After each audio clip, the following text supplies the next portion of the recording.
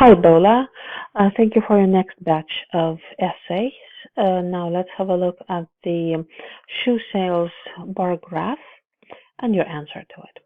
Bar graph compares the difference in sales made between brown and black leather shoes in 2018 across 9 EU nations. The unit measured in thousands. Okay, let's explain one thing. First, this is a fragment. This is a piece of a sentence. It's not a complete sentence. So it would be a good idea to add it to the previous sentence. Two, you cannot write like this. You have to write in words, in thousands, as it is, not in symbols. Another thing, I wouldn't say the difference in sales made between, because otherwise you refer that sales were made between brown and black leather shoes, which you don't mean, of course. Okay, you have to phrase this part differently so that it is clear that it's not the sales that were made between the brown and black leather shoes. Okay, this is called faulty reference. So let's go on. Overall, the brown leathered shoes were sold in more nations than the black leathered shoes. Okay, we have repeats, shoes here. Whenever we have repeats, we really have to avoid them and find a way to rephrase or use synonyms. The Hungarians purchased black leather shoes, again shoes, more than any of the other countries, whereas the brown leathered shoes were sold more in Poland. Okay. If you say the Hungarians, you cannot say more than any of the other countries, more than any other countries. Why? Because you compare people to a country, so you would have to keep parallelism and compare people to people or countries to countries. The Polish bought among about 140,000. If you have thousand, separate the 3 zeros by a comma. Brown leather shoes, which is the highest. You should add this here, I guess, which is the highest among the nations, among all the nations or among all the countries. Following closely was Germany and Hungary. I wouldn't say was, we should say were, because Germany and Hungary are two countries, so you have to preserve their chord, with an equal amount of about, okay, I wonder if you don't have an S next to this thousand, why do you have it here? So I'm not sure we need this S and put the comma in here, as I mentioned before. This doesn't really add up.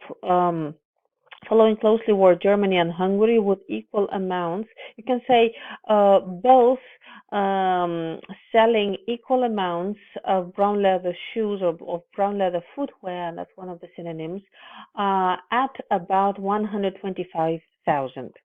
However, Hungary sold more black animal skin shoes. I wouldn't use the word animal skinned. No, that's not a really good idea. Slightly less than brown. Sold more black shoes than brown ones, perhaps, right? Ones as a placeholder. The Italians and the Irish had similar sales of brown leather shoes, which is, you really need to add which, is a little over 100,000, the comma here, and exactly 100,000 respectively. Okay. Comma before respectively. The lowest sales of brown leather shoes was in Belgium. I would say were recorded. Sales is plural, so you need plural here. Was about 2,000, at about 2,000, which was almost 100,000 times less. No, it wasn't this many times less. It was this many units less than the purchase of the black leather shoes.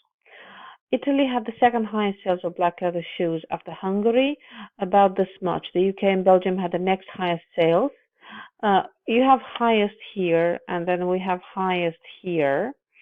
And let alone the word shoes, which is absolutely all over the place. Perhaps you could vary the word here and say perhaps these leather products, footwear, items, goods in question, or goods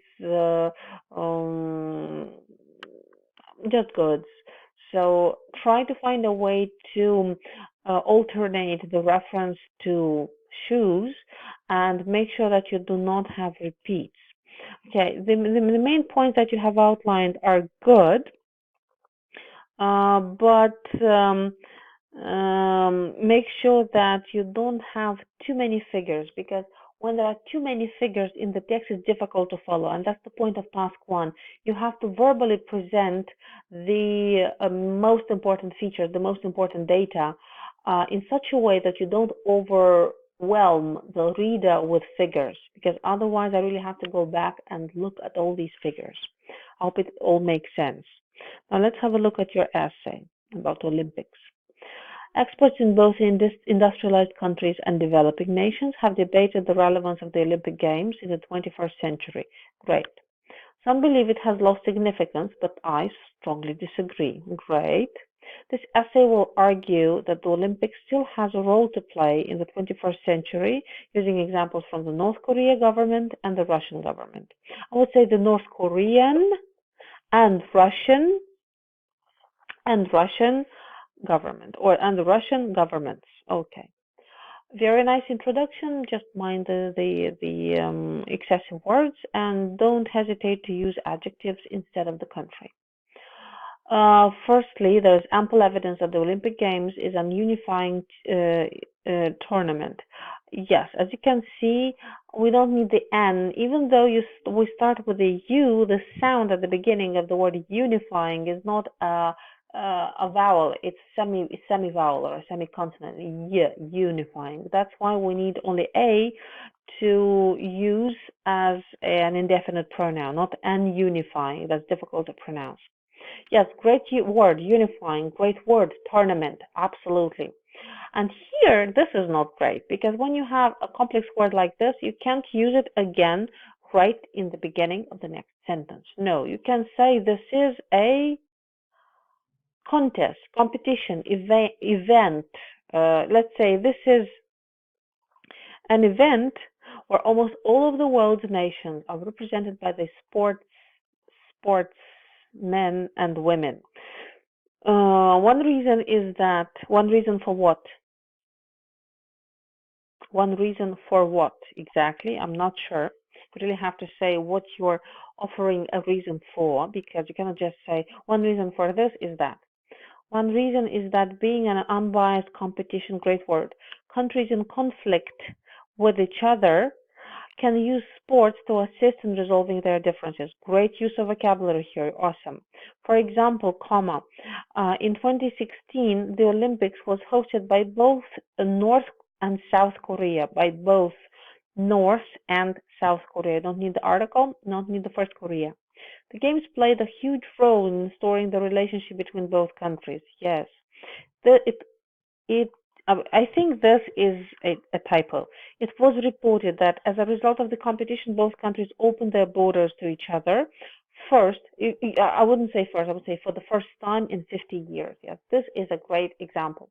Therefore, it is obvious that the impact of the Olympics the impact on something, on encouraging tolerance among nations, cannot be ignored. This is an impressive paragraph. This is a very good paragraph. These are great examples. I have never seen these examples before.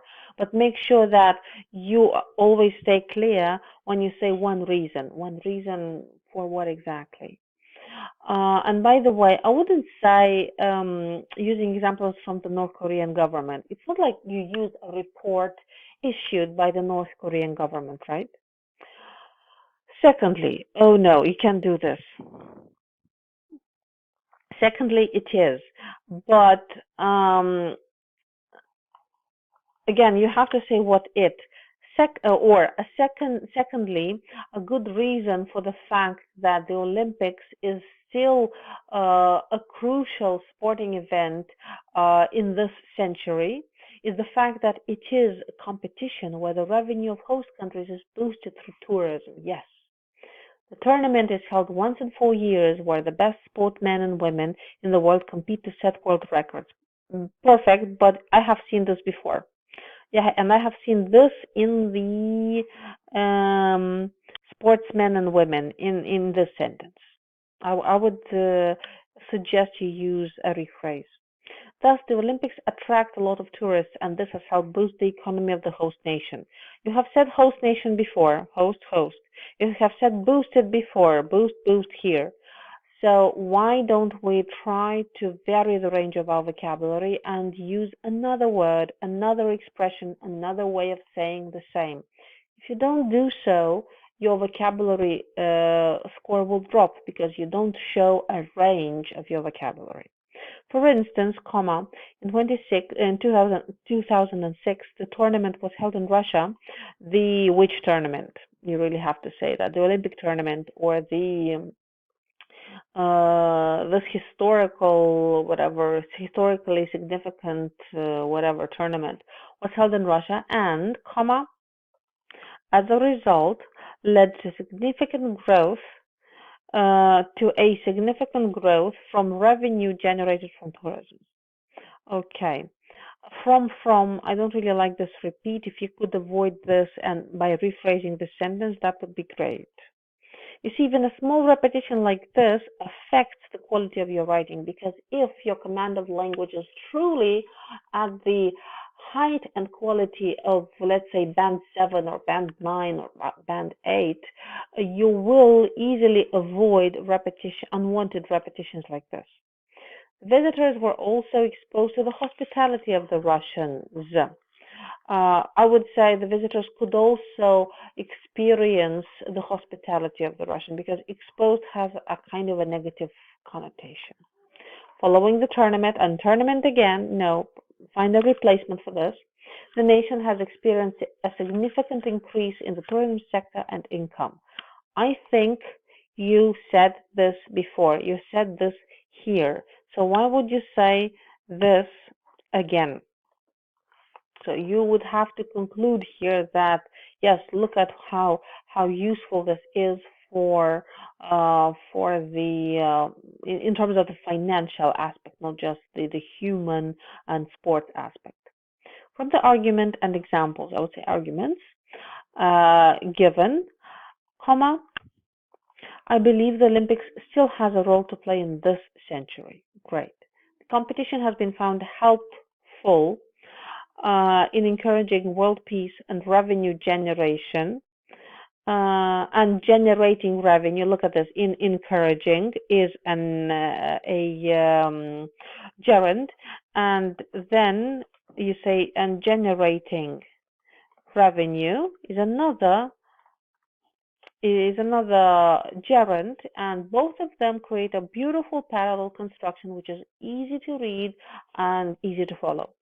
It is predicted that the future Olympic Games will place a more important role on establishing peace among conflicting nations. Who predicts this? Based on what can we make this prediction? Or you could say, based on the case of both Koreas, it could be predicted that the future Olympic Games could place a more important role in establishing peace among conflicting nations. Because if you do that, you are indeed predicting something, because that happened. That is actually a fact, a historical fact. So this is a great essay, but mind your repeats. Use a range of vocabulary. Don't repeat yourself. Make sure that you state things which are factually correct about the prediction thing, and don't repeat yourself in terms of the same sentence and or let's say explanation as you did in paragraph 2. Other than that, you have a great range of topical vocabulary. You have a good range of grammar, and your accuracy in both vocabulary and grammar are pretty good, but they need to be improved. Please mind all my corrections, marked and unmarked. I can't mark everything. I can't correct physically everything, but I have spoken about mostly like every single thing. So this is it, and all the best of luck.